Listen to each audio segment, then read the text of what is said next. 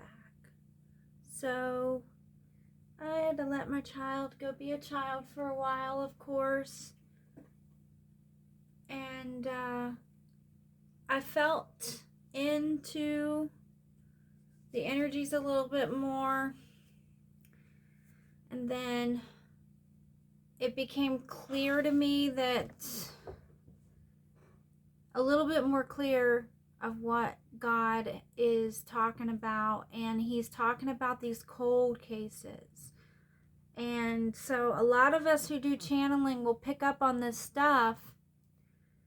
I pray for a lot of protection all the time, not only for my union and my kids and everything, but because I have active abilities, and as I don't like picking up this stuff all the time, especially when I don't think what I have to offer makes a real difference in things other than peace of mind in some ways, like just confirmation that God is still focused on it, that there's still hope.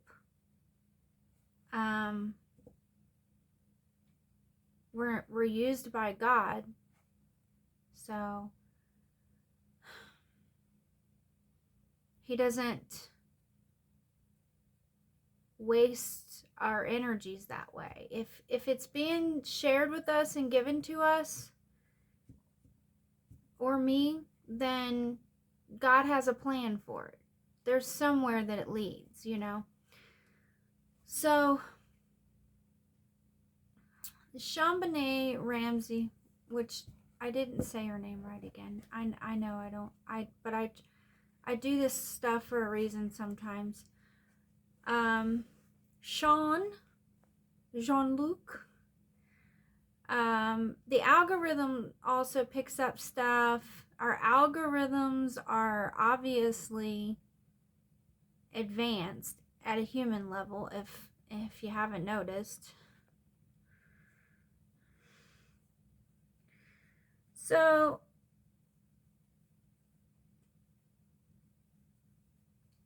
I'd like to just stay focused on what I want to focus on, but that's just not how God works, you know. So if it's given to me, then I need to share. So what I was picking up on is that there's carpet, something about blue, something about purple.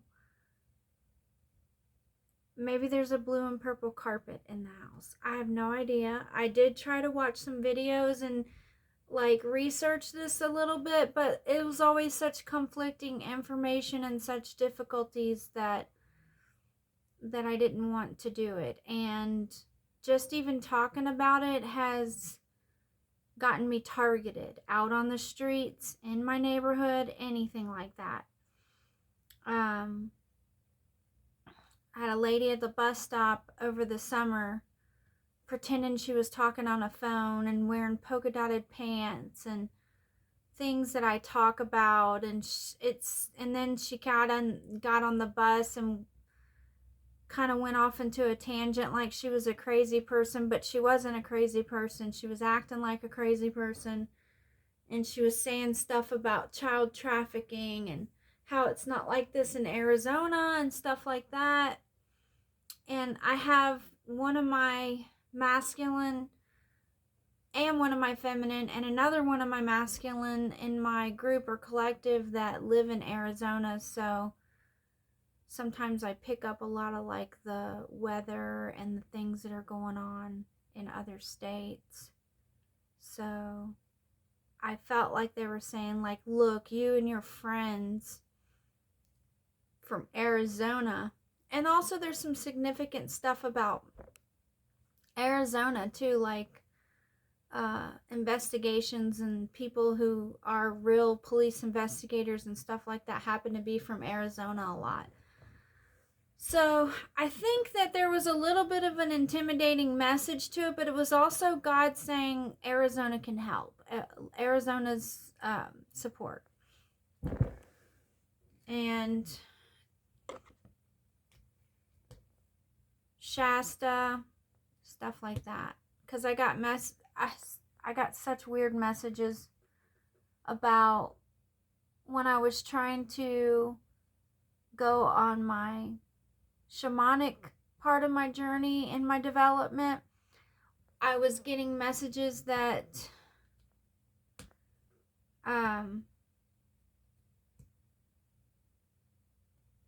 they were opening doors and portholes at Shasta, and that was affecting people's bloodlines who were connected to those energies, and I was one of them, and according to the Akash, and they had all my Akashic information.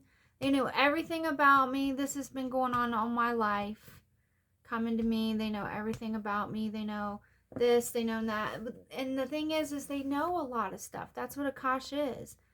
But they don't know Akashika, and they don't know twin flames. They can only pretend to. So they have like all this stuff on the YouTube right now. It's like talking about relationship and stuff like that. Twin flames is a partnership first. It's not a 3D relationship. It results in marriage. It doesn't result in dating. It doesn't result in moving in together and things like that. When that stuff happens, you can bet those two people still have a ways to go in their twin flame union, whether they are each other's twin flame partners or not. No matter which way you cut it, no matter when you meet your twin flame, you are going to spend, even if it's not in this lifetime for some reason, your eternal love partners, your eternal lovers. Big difference. So I just point that out because I know I have a lot of twin flames, and I have my masculine, and I've been picking up a couple other unions again. People who are on union just like me and my masculine. They have a lot of similarities in their union. The feminine picks up, and in one case it's the masculine who picks up and receives spiritual messages. So about JonBenét, also it's something I always get, and I got a little bit last year when I was channeling around Christmas. It seems to happen around Christmas that this comes up for the past 2-3 Christmases, and then off and on over the years ever since the case happened. Obviously because it happened at Christmas, but it also comes up for me at a personal level. So for those of you that don't know, I think my masculine knows, but in case he doesn't, or in case anyone's forgotten, the reason I got energies from this case at all was because of God. First of all, God was doing this. Second of all, I worked at a job where when these cases happened, when all these things happened in our country, 9/11, JonBenét, and quite a few other things, I worked in a place where I saw the news headlines and the magazine reports every day, all day, and I met a lot of people. It was in a major city, so I met cops, I met news reporters. Just from working in that store, I seen a lot of faces, and people got familiar with me and me them. But other than just being interested in it, I didn't do anything with it until the past few years when my channelings got crazy intense. In order to do my twin flame merge, I kind of had to purge some of the stuff I'd been picking up on and that was just kind of sitting in my energy field, and the JonBenét case was one of them. So after I did that, part of the reward for that was I got more healing. God touched me. My mind was purged. I was ready to do a merge. So when I purged all that, it was stuff I read, stuff I heard. It was all kinds of stuff, and it's all on my Facebook page. That's all I could do with it. I had really no other options, and everything else I tried to do just would not work out. So there's something so supernatural about it all that it's beyond me. I couldn't possibly begin to tell you. I know I don't have any details, not that I'm aware of the truth of these things.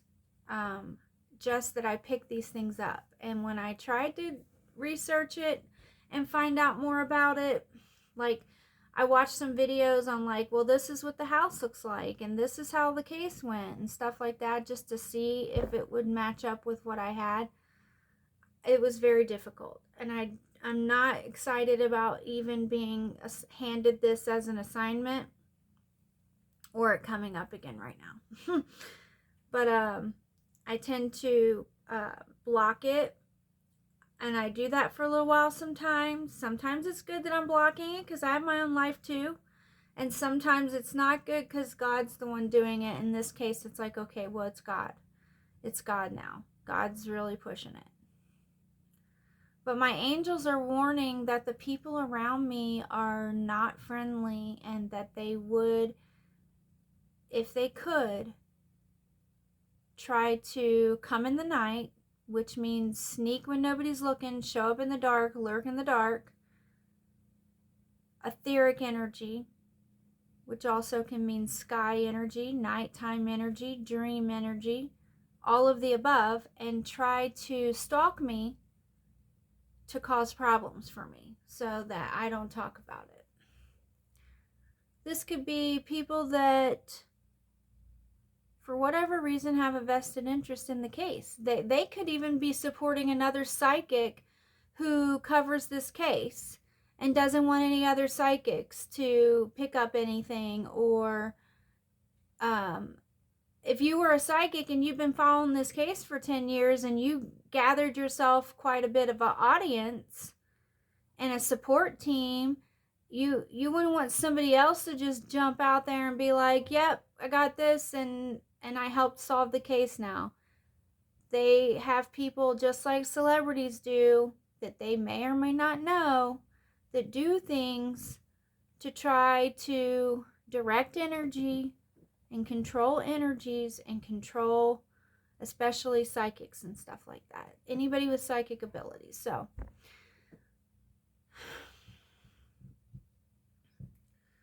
what I'm getting, and I believe I talked about this before, and I know that they do this too. They'll see what you get, and then they'll come back later and see if it matches what you said before, and compare and compare. And I don't even remember much of what I said before. But I'm going to tell you that I do believe that what I'm getting is that it was people that knew the dad. It had to do with business.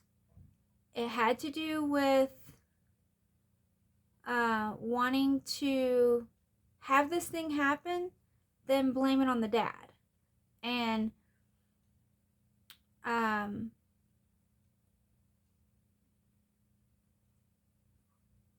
we have to pray over me and my daughter too, that no retaliation or any crazy stuff goes on in our life because of them doing things like that. But yeah, wanting to blame the dad, wanting to ruin him for some reason. So, and what I get is that looking at him as someone that if they could take him out, it was one less person that they had to fear.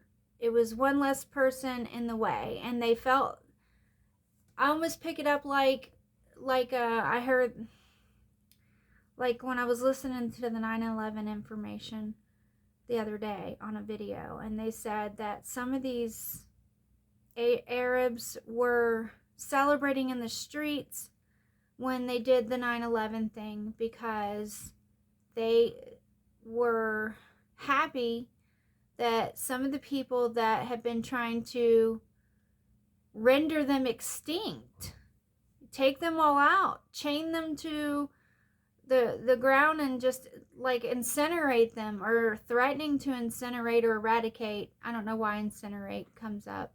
I meant to say eradicate. That's the word I'm looking for. To eradicate people in general. It could be racist people that think that someone's racist, and they looked at this business person, this Ramsey person, as someone they could target to do that. And when 9/11 happened, I lived in one of the major cities that they had, supposedly had, on their hit list. Lots of different factories. They weren't just, I mean, they pulled off the one big thing in New York. Still baffles me on how they pulled that off, yet had all these other things that they wanted to target. Let's see, it was the Pentagon, it was Siemens factory in the town where I grew up and where I'm born and stuff, and a couple other cities. So after 9/11, they went and did personal attacks. They tried to attack people who had wealth, and that's what I feel like happened with JonBenét Ramsey's dad, was that for whatever reason they just felt that he was a threat to them, and they would take out these threats first. And that's what I hear, like I'll kill you before you can kill me, kind of thing, like that kind of thing. And so they got, and that's it. That's either me picking up on someone's theories or picking up on a truth. It could be either one. The way my channelings go, it could be either one. So I am getting some energy from the other realm, the realm of the deceased, specifically deceased mothers, and I am picking up JonBenét mother energy. That was confirmed to me earlier. I went to say, I never say certain things, and I went to say some things to say Merry Christmas, and when they played that video that I just shared in my community, and I heard her mom say it, I realized that happened last year, and it happened this year, where I start saying things that this woman said. I said it on a comment, like, have a very Merry Christmas. It's not generally how I wish Merry Christmas. It was just something that stood out to me that confirmed that I was picking up on these energies. So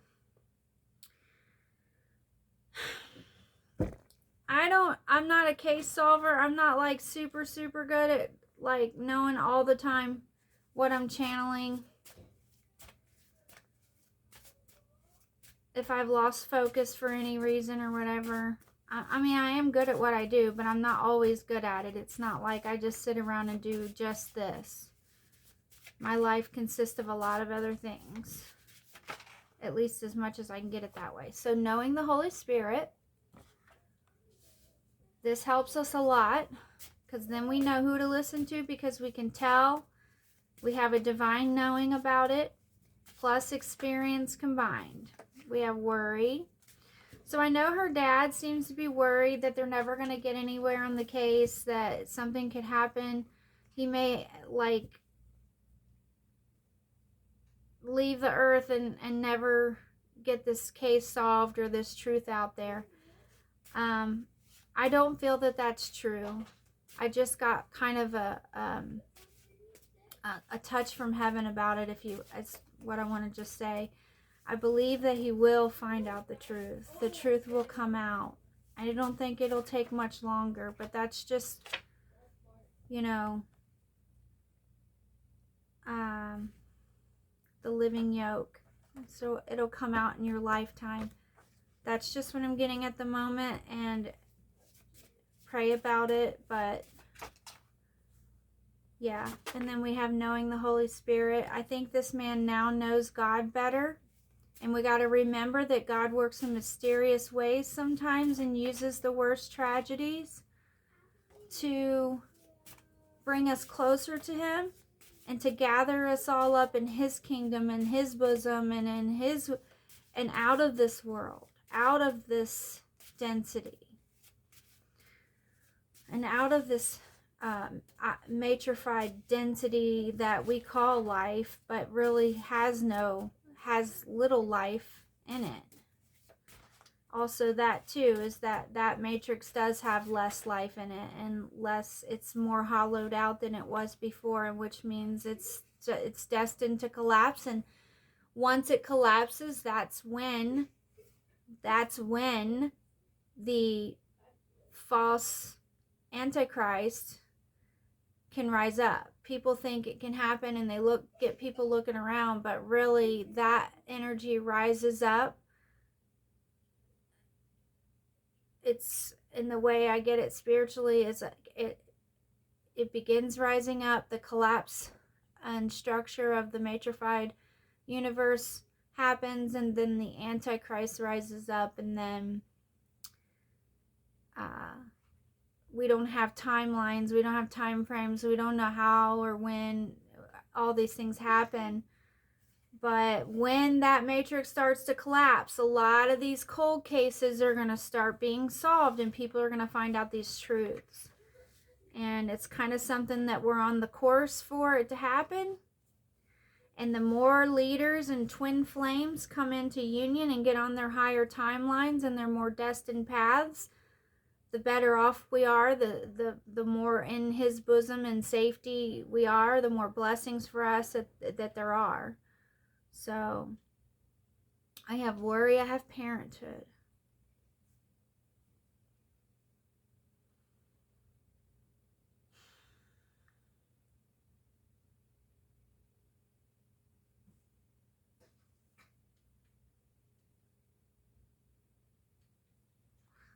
Just remember that worry